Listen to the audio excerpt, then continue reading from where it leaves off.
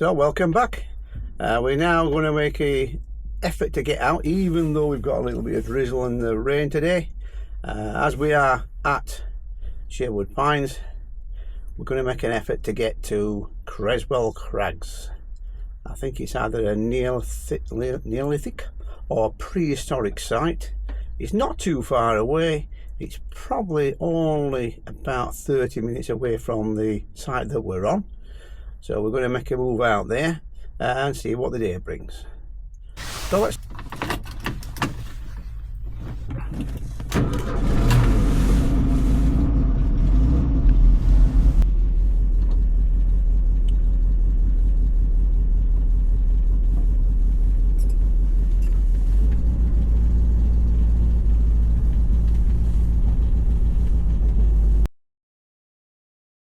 Guys, we'll take a bit of a walk round and see what's here.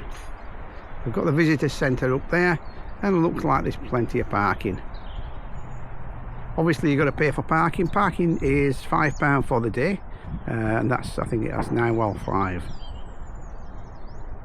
So let's take a look inside and see what's up there.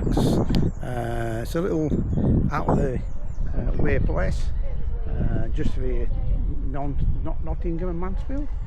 A little bit of a different one for us today, in that it's somewhere we've not been yet. So let's just take a look at what we've got on site. So a little bit of information about the site itself and a map there of what's here. So you've got little trails, you can go on guided tours, there's little caves to explore along the way, and obviously we've got a big visitor centre here to give us an idea of what's in there.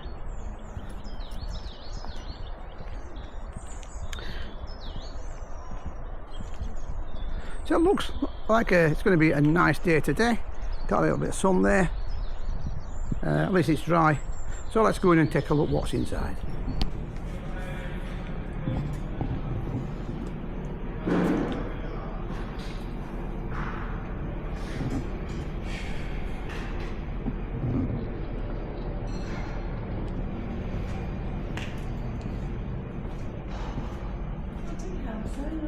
I'm okay, thank you. Just having a look round.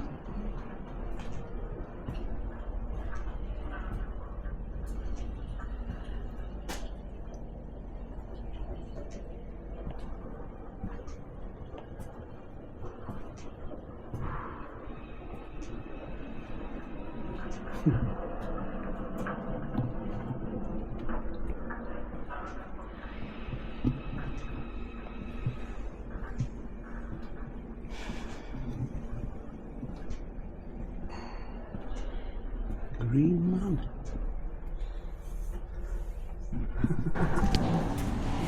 Got a central walkway, and then we've got a museum downstairs.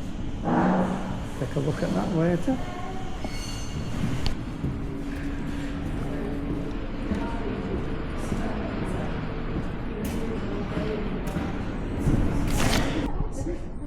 So you've got a nice little picnic area. You can get a sandwich in the cafe. Cafe's just inside there. Got some seating, and then you can overlook, if you wish, down towards the river. We've got more seating outside there. So all in all, quite a nice little place to visit.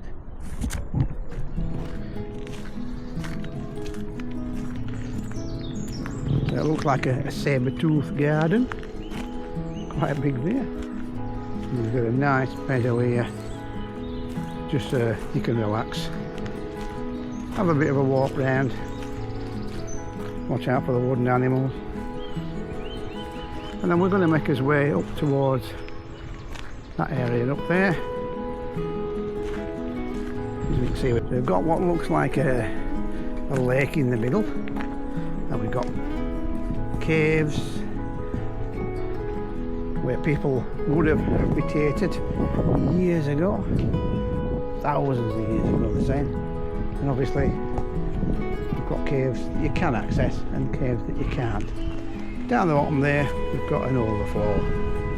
then down here for the trees. So as we progress around, you can see some of the caves have got gates on, so you've not got access. And then some you've got walkways up like you have here, so you've got handrails and stuff to allow you access.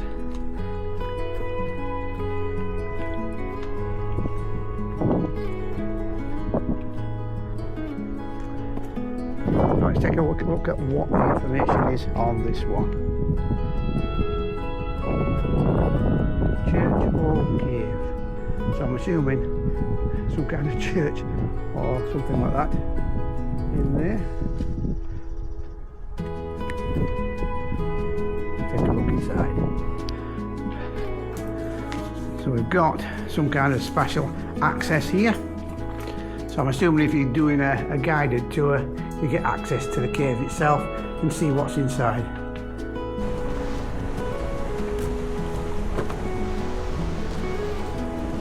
So possibly up there you can just about see the metal bars that are on the other sides of the caves, limiting access. But as we travel down the other side, we have got access up on footpaths all the way down. Over here we've got a flow of water coming in from a couple of streams, and another footpath up to that area should we travel.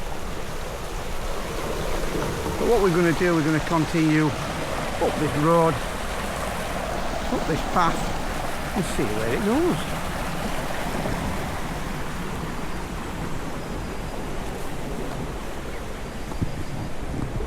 So dotted around the area, you've got these little speech boxes. After the Ice Age, Creswell Crags has been visited and used many times by various groups of people. We have evidence from the Mesolithic, Neolithic, Bronze and later periods. Have been found in some of the caves dating to a few centuries ago. These were thought to ward off evil. Less sinister superstitions surround the name of pinhole, so called because Victorian women placed a hat pin in a pool of water and took another pin out in order to find a suitor. So if you are coming in from the other side of the park, then you can park up at that end and walk down here and take in the crags from this end. So the dog hole, part of a linked jaw, 9,500 years old, found here. Up here we have what looked like a hobbit hole, quite small, can't get your scale on that really, but quite small, that ideal to keep the weather off. But just another cave up there. Down here we've got it called the pinhole. So it says hyena skull, 30,000 years old, found in this cave. So this cave must have been habitated by someone along with the animals, because of all the markings we've got on the actual cave walls. So as you can see on this one, the pinhole, we've got quite a depth on this cave. Obviously it's overgrown, but you know, we've got something there that we could take a look at on the tour. So we've now reached the Robin Hood cave. Allegedly he hid here from the King's men, or the Sheriff of Nottingham, in the caves to keep away from the King's men. So you can almost imagine coming up here on a cold winter night, making a fire in the back of the cave, and then trying to keep yourself warm and dry away from any wild animals.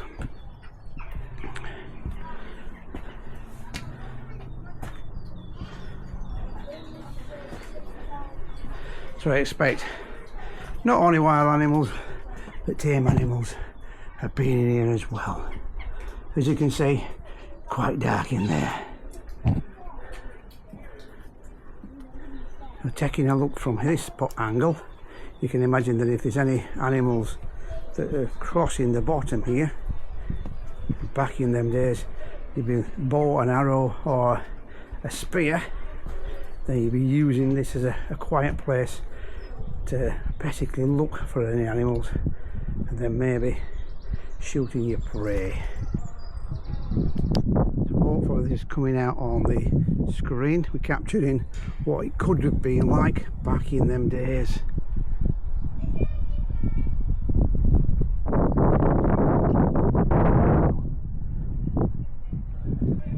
All the way up there.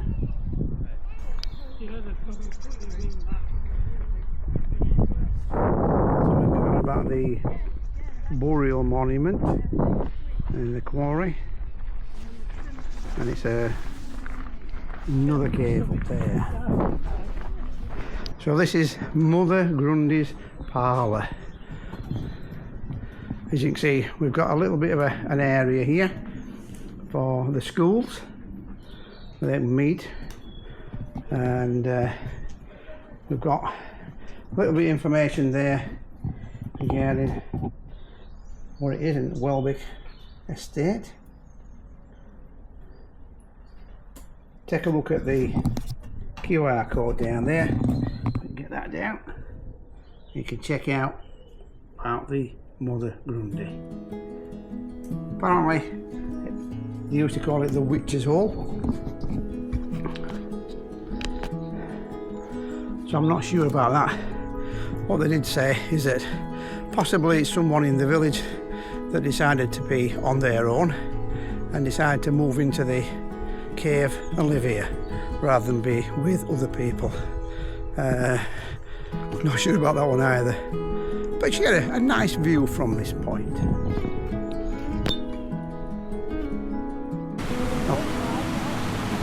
So we're taking a little bit of a lower path. This will take us down past the water. As you can see, we're running quite swiftly that. I think there's two coming together. That's why we've got a bit of surf there. And then that brings us down through this path here.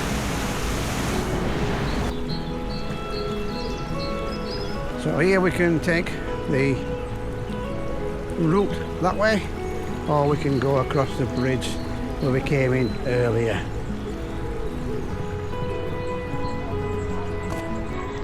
So we got the Crags meadow down here, and this way you can come and relax and chill out when it's on a nice day like it is. Bring your kids, get a bite to eat. As you can see, we've got a few little things there for the kids to do. So walking across the bridge, you can see we've got our guard there watching our every move.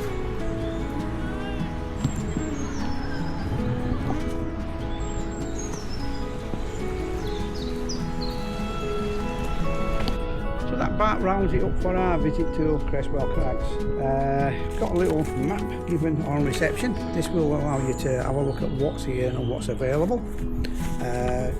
I would say probably 45 minutes to an hour to walk round the old basin there and then get yourself back here. Enjoy a little bit of a sandwich or maybe a takeaway, but we've got the cafe there. So I hope you enjoyed this one, a little bit of a day out. See you next time.